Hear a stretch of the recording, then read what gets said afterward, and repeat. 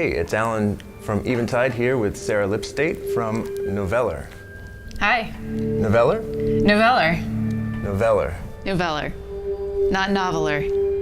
When you kind of use a word that it could be a real word, but it's not really a real word in the English language, you can't really expect people to know how to pronounce it. But that's how I pronounce it, Noveller. That's your current solo project? Solo project. Nice. Once I moved to New York and started performing live, that was really, it kind of made it a real project. And, once I started performing, then I started getting asked to perform more. And, once I started meeting people who release records, I put out a few records with a local Brooklyn-based kind of like noise experimental label, and that just opened me up to a wider audience, and just been building like that since 2007. My next release is going to be a double LP, and it's titled Artifact. And its genesis actually was last year. I was invited to create an art installation at this gallery in Greenpoint in Brooklyn. I was basically just given this entire gallery space for about a week in February, and I was asked to create a visual component and a sonic component.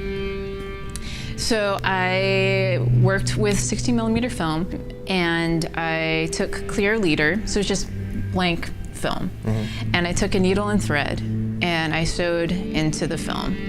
And I did two passes, one with like a black thread and one with red thread. And then I did this whole process where I painted over the needle and thread pass with India ink, and then I cut the thread out, and then I used this acetone paint remover, and I tried to remove some of the paint.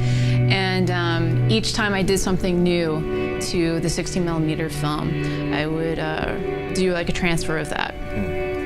So what I ended up with was 4 different documentations of this 5-step process of treating the film and then gradually kind of undoing what I just did. And so kind of ending up back at the beginning, but with traces of the process still remaining on the film.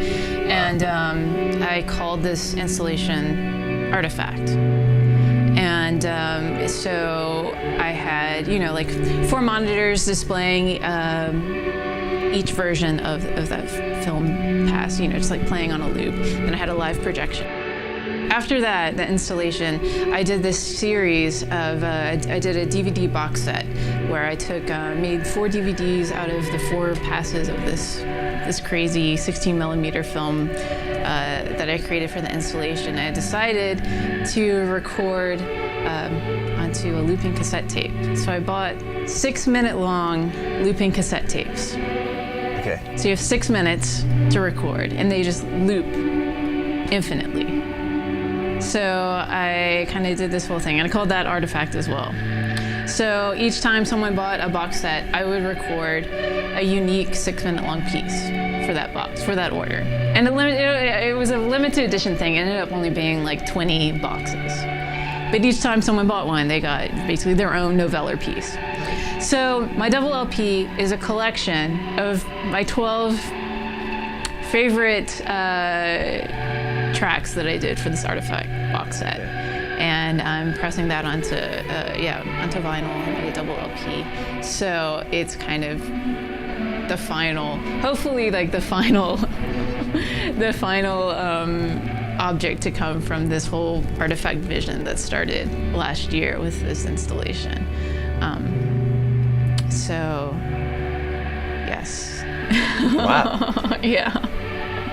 So the evolution. I have a feeling the vinyl's not going to be the final thing. I don't know.